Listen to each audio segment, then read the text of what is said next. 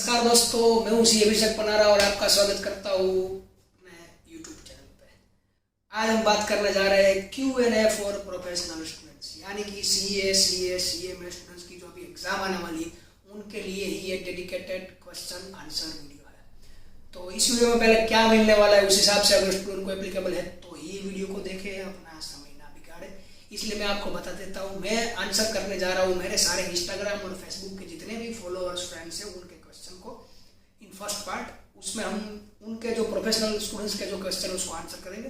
दूसरा part exam preparation tips, कैसे exam को आपको प्रिपेयर करना चाहिए। अभी जितने दिन बचे हैं उस दिन में सुपर 60 जो मेरा प्रोग्राम चलता है उस प्रोग्राम के बारे में भी थोड़ा सा बात करेंगे। तो फिर सीधे हम ले चलते हैं आपको Q&A पे, टाइम ज़्यादा नहीं बिगाड़ेंगे। सबसे पहला जो क्वेश्चन आता है वो क्वेश्चन आता है कि अभी 50-60 दिन बाकी है या फिर कैसे एग्जाम की प्रिपरेशन अभी करनी चाहिए, अभी जितना टाइम बाकी है उस एग्जामिनेशन पीरियड में। और इसी के साथ एक क्वेश्चन जुड़ सकता है या फिर जोड़ सकते हैं। वो वाला क्वेश्चन है कि हम इतना घंटा पढ़े या फिर इतना पढ़ने के बाद भी इतना याद नहीं रहता, ये वो एक मिक्सचर ऑफ क्वेश्चन है जिसको हर एक स्टूडेंट को अपने टाइम में वो वाला दिक्कत रहता है। तो उसको हम कैसे आंसर कर सकते हैं, वो वाला आंसर मैं आपको लेके आया हूँ। थोड़ा सा लेट लेके आया हूँ, 2 महीने से ये Q&A के बारे में इंस्टाग्राम पे स्टोरी और सब चल रहा था और लोग बता रहे थे कब आ रहा है वीडियो, तो सॉरी फॉर दैट। और लेकिन शुरू करते हैं कि कैसे कितना घंटे पढ़ने वाली बात को। मैं पहले क्या दिक्कत क्या आती है ना कि अभी जो एग्जाम टाइम आने वाला है इतने टाइम में हम अपने दिमाग में कुछ क्वेश्चंस खड़े कर चुके हैं, उसके आंसर हमें नहीं मिले, फिर भी हम पढ़ रहे हैं। मैं थोड़ा सा बारीकियों में जाना चाहूँगा, दिमाग की बारीकियों में। आप एज ए स्टूडेंट मैं क्या सोचता था और मुझे किस टाइप के क्वेश्चन पूछे जाते हैं कि हमें लगता है कि कई सारे क्वेश्चंस हैं जो मुझे उसके आंसर नहीं मिले लेकिन मैं पढ़ रहा हूँ। तो वो क्या बात है, आपका दिमाग कहीं एक जगह पे स्टैंड बाय हो चुका है और वो आगे बढ़ना चाहता है लेकिन बढ़ नहीं पा रहा। उसको लग रहा है उसको घंटे सिर्फ निकल रहे हैं, दिन निकल रहे हैं, डेट चेंज हो रही है, लेकिन जो काम चाहिए ना वो नहीं मिल रहा। तो उसके ऊपर हमें क्या करना चाहिए, तो इसलिए मैं आपको ये वाला जो वीडियो है इसके लिए फर्स्ट ऑफ ऑल, अगर आपके दिमाग में कुछ भी क्वेश्चन है उसको आप पहले तो पूछ लीजिए, या फिर सही ढंग से आंसर नहीं मिल रहा तो दूसरी बार भी पूछ लीजिए। सोशल मीडिया पे पूछिए, प्रोफेसर्स को पूछिए, अपने फ्रेंड को पूछिए, या फिर यूट्यूब में मेरी इस वीडियो के नीचे भी आप कमेंट कर सकते हैं। दैट्स नॉट इश्यू, ठीक है। तो वो क्वेश्चन का आंसर अगर आपको मिल जाएगा ना तो इससे क्या होगा, अभी हमें लगता है कि ये सब तो फालतू सी चीज़ें, कैसे प्रिपरेशन करनी वो बताओ।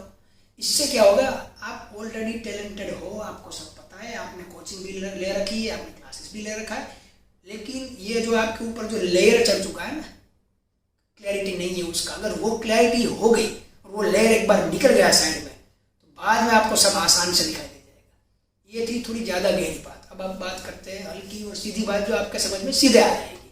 इसके ऊपर आते हैं कि कितने घंटे पढ़ने से होगा, कैसे रिविजन करें, क्या प्रोग्राम रहेगा। तो सीधा सीधा मैं आपको शॉर्टकट में जल्दी जल्दी बताता हूँ, क्योंकि अगर मैं पूरा एक जो सुपर 60 का मेरा प्रोग्राम चलता है वो 1-1.5-2 घंटे का चलता है, वो हम अगर इसमें करने जाएंगे तो फिर आपका टाइम ज़्यादा बिगड़ेगा। तो एक सीधी सी बात है कि अभी तक आपने कुछ पढ़ा रखा है और अभी तक कुछ पढ़ने का बाकी है। 2 चीज़ें, अभी तक आपको कुछ चीज़ें याद है, अभी तक कुछ चीज़ें याद नहीं है। जिसमें पढ़ रखा है उसमें से भी, उसकी भी 2 चीज़ें, और जो नहीं पढ़ा उसकी 2 चीज़ें। कई चीज़ ऐसी है जो पढ़ने से भी कुछ फायदा नहीं है और कई चीज़ ऐसी है जो पढ़नी जरूरी है लेकिन नहीं पढ़ी हुई है। इसको आप रिपीट करके भी देख सकते हो, थोड़ा जल्दी रहेगा। तो ये जो वाला पार्ट है ना कि जो हमने पढ़ रखा है उसके ऊपर आप कितने श्योर हो पहले, क्योंकि स्टूडेंट को क्या होता है, एग्जामिनेशन जब हॉल में जाते हैं ना तब तक सब याद है, जब लिखने बैठते हैं तब भूल जाते हैं, बाहर निकलते हैं तब याद आ जाता है। ये वाला सीन क्यों होता है, क्योंकि आपका जो 100% कंसेप्ट क्लियर होना चाहिए वो क्लियर नहीं है। इसलिए आप अगर पेपर को देखेंगे तो आपको सब याद है, लेकिन जब सामने आता है तब सब भूल जाते हैं। ये वाला सीन हमें अभी से पहले निकाल देना है। तो इसके लिए आप क्या कर सकते हैं, इसके लिए मैं आपको प्रैक्टिस बताता हूँ। प्रैक्टिस नंबर 1, पेपर लिख लीजिए। और वो वाला पेपर नहीं लिखिएगा आपके सामने आंसर पड़ा आप देख रहे हो, फिर याद नहीं आया तो फिर निकाल के देख लेंगे, वो वाला नहीं चाहिए। 20 मार्क भी आएगा ना तो चलेंगे, वो दिक्कत नहीं, लेकिन 20 अपने हिसाब से दिमाग से सोचे हुए होने चाहिए, ठीक है। 2-3 बार ये पेपर लिख लो कि पता चल जाएगा कौन सा टॉपिक मुझे लगता है कि मुझे आता है लेकिन मैं लिख नहीं पाता हूँ, मुझे आता है लेकिन मैं लिख नहीं पाता हूँ। ये वाला टॉपिक को साइड में ले लीजिए। दूसरी बात, कभी क्या है कि पूरा प्रेजेंटेशन ढंग से नहीं कर पाते। ये पूरी प्रेजेंटेशन की भी गेम रहती है, थोड़ी सी, पूरी नहीं रहती, प्रेजेंटेशन की भी थोड़ी सी गेम रहती है। पेपर चेक करने वाला भी आदमी वो कोई मशीन नहीं है कि वो अपने हिसाब से आंकड़े को निकाल लेगा और ढूंढ लेगा। वो पैटर्न भी आपको डिराइव करनी है depending upon the subject, depending upon the topic, depending upon the question and answer required. इस पैटर्न में मुझे किस तरह से लिखना चाहिए, वो पैटर्न भी आपको अभी ये 30-40 दिन में ऑब्जर्व करी हुई है तो बेटर है, नहीं करी हुई तो उसको पैटर्न को ऑब्जर्व कर लीजिए। क्योंकि क्या है, सब आने के बाद भी अगर लिखना नहीं आता ना तो आंसर को मतलब नहीं है, मार्क्स नहीं आने वाले। और अल्टीमेटली तो हम एग्जाम देने जा रहे हैं तो मार्क्स के लिए ही देने जा रहे हैं। तो ये वाली बात भी हमें क्लियर होनी चाहिए। दूसरा पॉइंट कि प्रेजेंटेशन का जो पूरा जो बोलते हैं मेथड है, वो मेथड आपको पहले क्लियर होना चाहिए। तीसरी बात, अभी जो पॉइंट जो बाकी है, जो पढ़े नहीं है लेकिन पढ़ना जरूरी है, तो उसके लिए आप अपने सीनियर के या फिर कोई जो ऑलरेडी सीए कर चुका है, अभी अटेम्प्ट में ही निकला है, जिसको नए कोर्सेज के बारे में बताया, उसको पूछ लीजिए कि ये वाला जो मेरा पार्ट अभी तक मैंने नहीं किया, अभी इसका क्या करना चाहिए। क्योंकि आप पूछोगे नहीं ना तो वो बात आपके दिमाग में रहेगी। शायद हो सकता है ये आए भी ना क्वेश्चन में, लेकिन आपके दिमाग में वो बात चल रही है तो वो वहां पर जगह रखेगी। क्या होता है कि समझ लीजिए फॉर एग्जाम्पल कोई होटल है जिसमें 10 कमरे हैं, 10 कमरे में से 5 कमरे बुक किए और 5 कमरे बाकी, तो जगह दिक्कत क्या आती है आपके दिमाग में कि जो 5 बुक करे हुए हैं ना, वो ऐसे बुक करे हो जिसका कोई फायदा ही नहीं है, वो फालतू चीज आपने दिमाग में रखी हुई, वो है क्वेश्चंस। अगर वो क्वेश्चंस वहां से 5 निकल जाते तो 10 पूरा ओपन हो जाएगा, जो आपको लेके जाना है वही आप लेके जाएंगे। तो तीसरी बात के हिसाब से अपने को होटल के सारे रूम खाली चाहिए, वो सारे के सारे क्वेश्चन के आंसर निकाल दीजिए। इससे क्या होगा, बेटर फर्स्ट प्रायोरिटी आपके दिमाग में ये बात क्लियर हो जाएगी, ये अनक्लियरिटी वाला जो लेयर है वो निकल जाएगा, पूरी क्लियरिटी आ जाएगी। फिर पता चल जाएगा कितना मुझे आता है, कितना मुझे नहीं आता है, वो एक बात कंप्लीटली क्लियर हो जाने वाली है। दूसरी जल्दी में बात करते हैं, चौथी या फिर 5वीं बात कह सकते हैं, ये बात है कि अभी हम इस स्टेज पे आ चुके हैं कि हमें सब आता है, हमें सब आता है, लेकिन कितना आता है, अनसर्टेनिटी और क्वेश्चन ऑफ डाउट वहां पे है। ये जो क्वेश्चन ऑफ डाउट है ना, वो सबसे ज्यादा खराब चीज है, आपको मार देगी एग्जामिनेशन में। तो इस डाउट को आपको कैसे निकालना है, आपको सबसे पसंद कौन सी चीज, मूवी देखना पसंद लगता है, अच्छा लगता है, देख के आ जाओ। अगर इस चीज से आपका क्वेश्चन ऑफ डाउट निकलता है तो निकाल देना चाहिए। मेरी आईपीसीसी की एग्जाम अभी कुछ 5-6 साल से पहले, एग्जाम के 10 दिन से पहले मैं मूवी देखने के लिए भी गया था। फाउंडेशन तब नहीं था, तब सीपीटी था, कॉमन प्रोफिशिएंसी टेस्ट। तो उसके अगले दिन रात को भी मैं हमारे गुजराती में जो भजन डायरा बोलते हैं उसको, वो भी देख रहा था, वो भी 1 घंटे के लिए।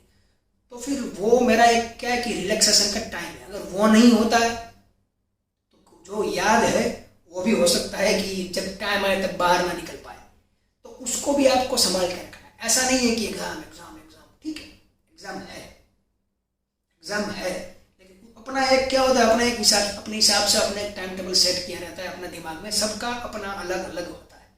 तो ऐसा कोई प्रीफिक्स रूल नहीं है कि इतने बजे उठो, इतने बजे सो जाओ तो ही ये होगा, वो वाली बात में कुछ नहीं है।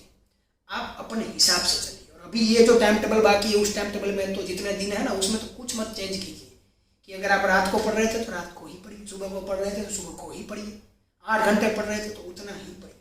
क्योंकि अभी इम्पोर्टेंट स्टेज ये है कि नया नहीं जानना हमको, जो पुराना है ना वो भूल मत जाइए, जो पुराना है वो भूल नहीं जाना है, वो सबसे ज़्यादा इम्पोर्टेंट है। तो ये वाले स्टेज को संभाल कर रखते, इसके आगे बढ़ते हैं पेपर प्रैक्टिस के ऊपर। अगर आप टाइम निकाल सकते हैं, sorry for the wording mistake, अगर आप टाइम निकाल सकते हैं अभी 3 घंटे का पेपर, आप एक दिन में 3 घंटे का पेपर लिख सकते हैं 3 बारी, ठीक है, 9 घंटे हुए तो करना चाहिए।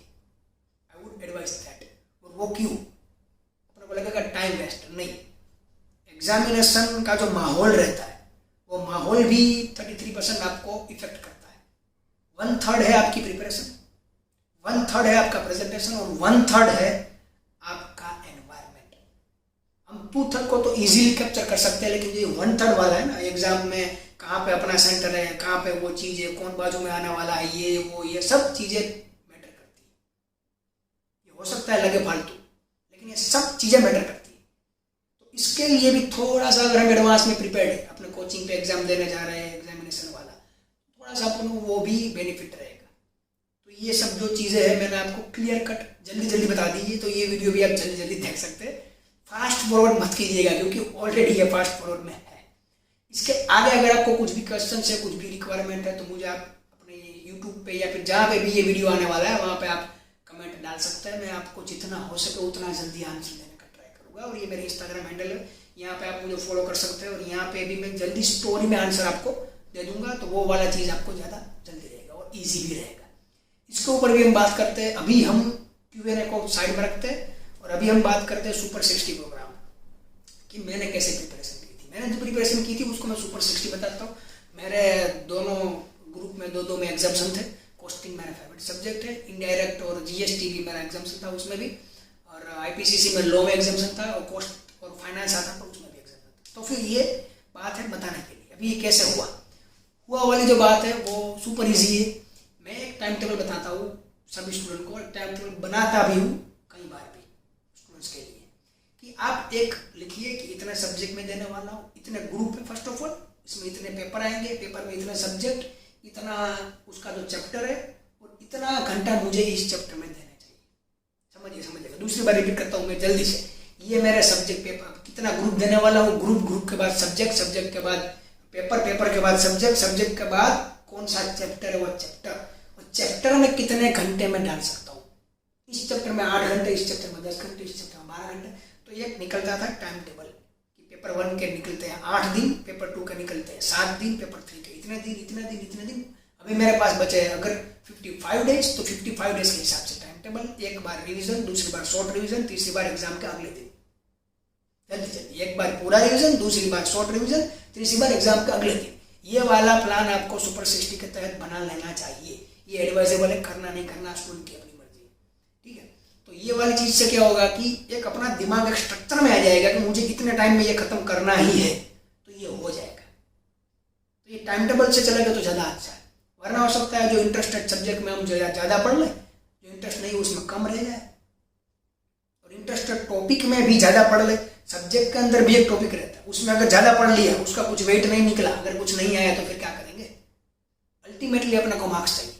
और ICI या फिर कोई भी इंस्टीट्यूट में ऐसा कुछ भी नहीं है कि ये इतने का ही आएगा। ये दिमाग में से निकाल दीजिए कि ये 4 मार्क्स का ही आता है। हो सकता है उसमें से 12 मार्क्स का भी क्वेश्चन आ जाए surprisingly, no one knows that, ठीक है। तो ये हिंट है, ऐसा नहीं बोल रहा हूँ कि नहीं होगा, हिंट रहती, लेकिन वो हिंट के ऊपर भी कितना ट्रस्ट करना चाहिए वो भी अपना एक्सपीरियंस, सबका अपना एक्सपीरियंस, अटेम्प्ट वाइज वो भी चेंज हो सकता है।